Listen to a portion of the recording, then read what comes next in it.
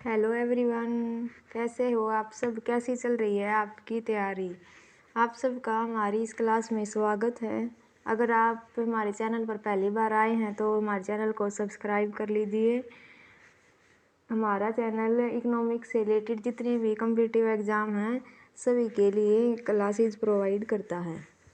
आज की हम क्लास में HPSC असिस्टेंट प्रोफेसर का जो एग्ज़ाम है उसके सब्जेक्टिव एग्ज़ाम की बात करेंगे, क्योंकि यह हमारा एग्ज़ाम में इसका क्राइटेरिया सबसे ज़्यादा है। जो हमारा सिलेक्शन होगा वो सब्जेक्टिव एग्ज़ाम के भी आप पर ही किया जाएगा।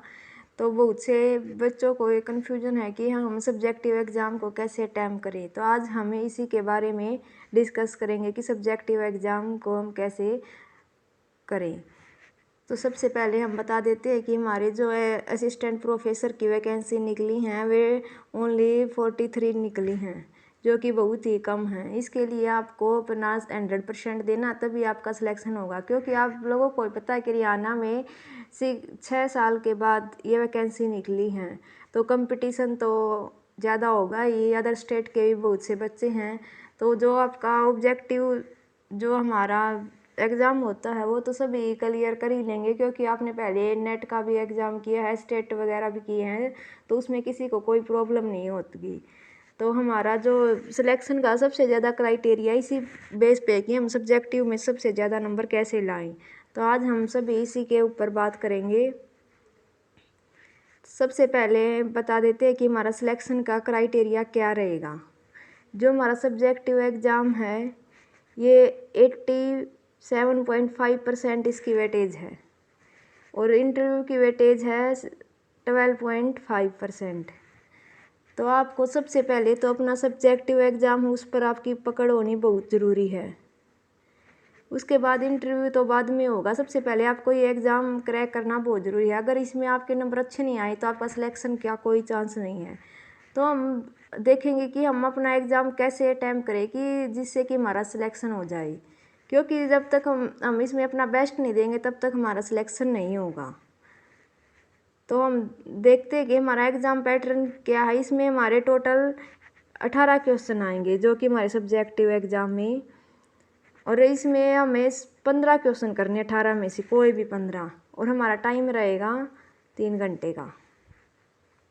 जो हमारा ये एग्ज़ाम होगा रिटर्न का, इसमें हमें ये नहीं है कि वही कुछ भी लिख दिया ऐसा वैसा, वो सब नहीं चलेगा, क्योंकि हमें इसमें पॉइंट टू पॉइंट बात करनी है। तो अब हमारे जो मेन मुद्दा है कि हमें इसे अटैम्प्ट कैसे करना है, जिस पे हमारी आज वीडियो रहने वाली है, उस पर बात करते हैं। सबसे पहले है प्रेजेंटेशन, कि हमें अपने आप को प्रेजेंट कैसे करना है एग्ज़ाम में।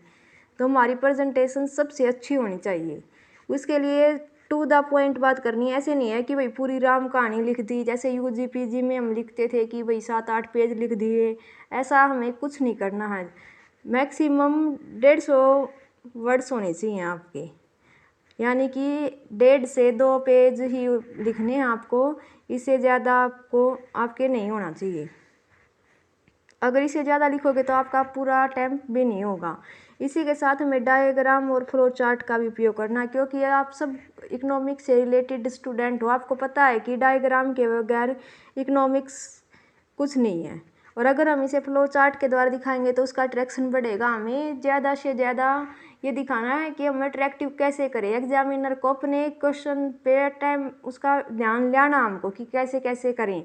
इसके लिए हम इक्वेशन, अगर इक्वेशन का उपयोग नहीं करेंगे, अब हम नेशनल इनकम के ऊपर आ जाएगा अगर हमारा क्वेश्चन। अगर हम नेशनल इनकम की इक्वेशन ही नहीं लिखेंगे तो एग्जामिनर क्या सोचेगा कि भाई इसको तो बेसिक नॉलेज भी नहीं है। तो इक्वेशन बहुत इंपॉर्टेंट है, इक्वेशन को हमें लिखना है। और लास्ट में हमें कंक्लूजन या जो अगर आलोचना करनी है तो 3-4 लाइन उसकी रहेंगी।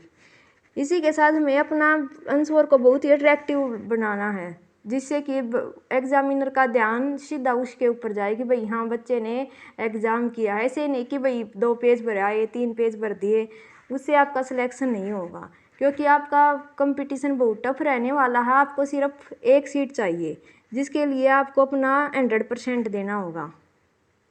इसी के साथ अगर इसी में एक पॉइंट और है कि हमें चीज़ों को हाईलाइट करते रहना है। अगर हम हाईलाइट करेंगे, जैसे कि इंडियन इकोनॉमी से रिलेटेड कोई हमारा क्वेश्चन आ गया, तो उसमें जो हमारा डाटा होता है, जो हमारे फैक्ट होते हैं, उसको हमें दिखाना है। और उसको अगर हमने डाटा लिख दिया लेकिन एग्जामिनर का ध्यान कैसे जाएगा, तो हमें उसको एक तो कैपिटल में लिख सकते हैं कि भाई जैसे कि 43 है, एक तो ऐसे लिखे कि हमारी पॉवर्टी बढ़ रही है, ये है वो है, उससे एग्जामिनर को कुछ नहीं होगा। पैराग्राफ में हमें कुछ नहीं लिखना है, कम से कम पैराग्राफ का यूज करना है और पॉइंट टू पॉइंट बात करना है, जैसे कि 1 2 3 ऐसे डाल के पॉइंट टू पॉइंट चलना है। और जो भी हमारे फैक्ट हैं उसको या तो आप कैपिटल लेटर में लिख दीजिए या फिर उसके नीचे अंडरलाइन कर दीजिए, ताकि एग्जामिनर का उसके ऊपर अपना ध्यान जाए कि भाई हाँ बच्चे ने लिख रखा है। हमें इस बात का ध्यान रखना है कि हम अपने आप को दूसरों से ज़्यादा कैसे प्रेजेंट करें, क्योंकि वहाँ पर हमें ऐसे नहीं दिखाना भाई, आप उसको पता होना चाहिए एग्जामिनर को हाँ भाई इसको नॉलेज है। और वो तब उस आपके जो आप प्रेजेंटेशन जो आप लिख के आओगे उस एग्ज़ाम में, उसी से पता चलेगा कि आपको कितनी नॉलेज है। तो आपको एक्स्ट्रा कुछ नहीं लिखना कि भाई 4-5 लाइन घुमा फिरा के लिख दी, ऐसा कुछ नहीं है। बस पॉइंट टू पॉइंट बात करनी है और जो इम्पोर्टेंट फैक्ट हैं वही मेंशन करनी है।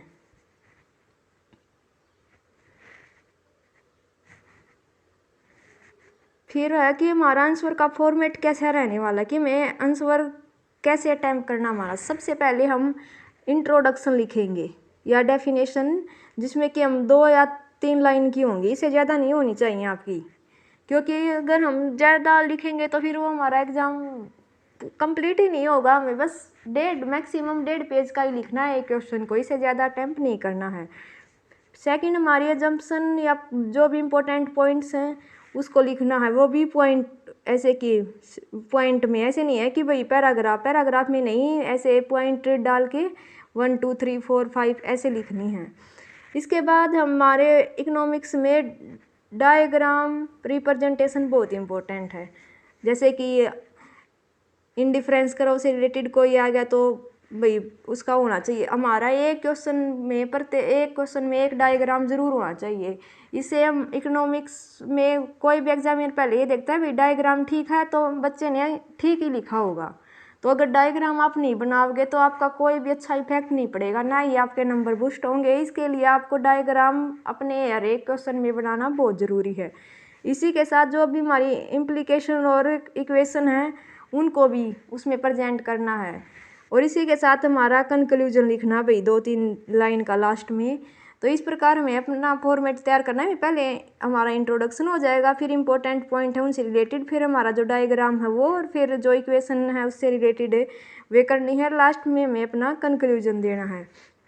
इसमें कुछ भी हमें ये नहीं भाई ऐसे ही लिख दिया, नहीं, बिल्कुल सिस्टेमेटिकली ढंग से आपको रिप्रेजेंट करना है। आप अपने प्रैक्टिस शुरू कर दीजिए डेली। आप अपना टाइम के अनुसार पर्सन लिखने की प्रैक्टिस बहुत ज़रूरी है, क्योंकि परफेक्शन तभी आएगा जब आप प्रैक्टिस करोगे। क्योंकि आपने बहुत सारे ऑब्जेक्टिव एग्जाम दिए लेकिन सब्जेक्टिव आपने नहीं दिए होंगे यूजी पीजी इनको छोड़ के, तो आपका प्रेजेंटेशन का तरीका क्या है वो वहाँ पे बहुत ज़्यादा इफेक्ट है। तो आपको दूसरों से अच्छा ही दिखाना वहाँ पे, तभी आपका सिलेक्शन होगा, वरना आपके सिलेक्शन के चांस बहुत कम हो जाएंगे।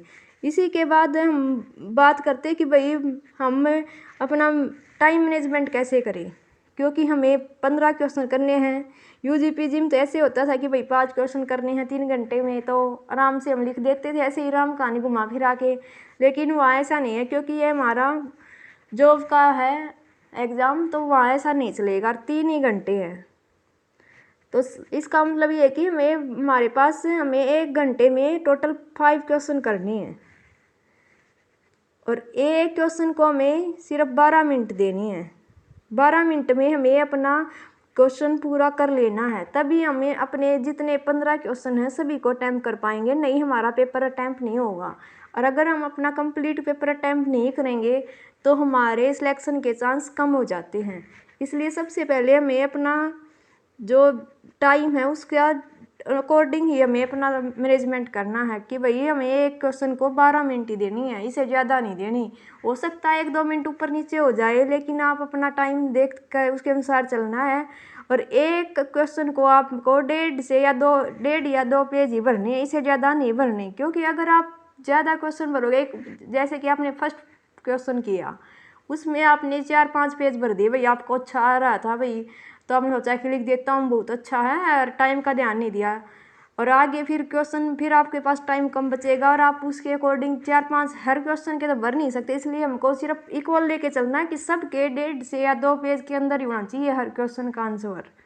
ऐसे नहीं कि एक के 4-5 पेज भर दिए, एक का फिर आधा पेज भरा, ऐसा कुछ नहीं है। सिस्टमेटिक होना चाहिए भाई, ये देखने वाले को भी पता चले हाँ भाई असिस्टेंट प्रोफेसर का एग्ज़ाम है, ये ऐसे वैसा एग्ज़ाम नहीं है। तो भाई उसको, क्योंकि वे आपको असिस्टेंट प्रोफेसर के लिए जॉब कर दे रहे हैं, तो वे देखेंगे कि भाई आपको उस लेवल का आपका दिमाग चलता है या नहीं, आप अरेंजमेंट कर सकते हो नहीं। ऐसे भाई ऐसे ही नहीं है कि भाई ठीक है भाई लिख दिया पैराग्राफ, 4-5 पैराग्राफ बना दिए, 4-5 पेज भर दिया, ऐसा कुछ नहीं है। आपको सब कुछ बिल्कुल सिस्टमेटिक ढंग से करना है। तो 1 से 1.5 पेज भरना है आपको, 1.5 से 2 पेज भरने हैं हर एक एग्ज़ाम, हर एक क्वेश्चन के, और 12 मिनट में आपको एक क्वेश्चन कर लेना, ताकि 1 घंटे में आपके 5 क्वेश्चन हो जाएं। ऐसे आपके 15 के 15 क्वेश्चन अटैम्प्ट कर हो जाएं। अगर आपको कम अटैम्प्ट करोगे तो आपके सिलेक्शन के चांस बहुत कम हो जाएंगे। तो इस प्रकार आपको टाइम मैनेजमेंट करके चलना है। भाई 12-13 मिनट हो गई हैं, तो हम अपना नेक्स्ट क्वेश्चन कर लें। इसी के साथ हम चलते हैं कि भाई क्या होना चाहिए। इसके साथ साथ हमें 3 चीज़ों पर ध्यान रखना चाहिए। सबसे पहले तो हमारा कंसेप्ट क्लियर होने चाहिए। जब तक हमारे कंसेप्ट क्लियर नहीं होंगे तो हम नहीं अपने सक्सेस नहीं पा सकते। प्लस रिवीजन बहुत ज़रूरी है। रिवीजन के साथ होना चाहिए हमारी प्रैक्टिस। अगर इन तीनों चीज़ों का कॉम्बिनेशन अच्छा है तभी आप सक्सेसफुल होगी, वरना आपको सक्सेस नहीं मिलेगी।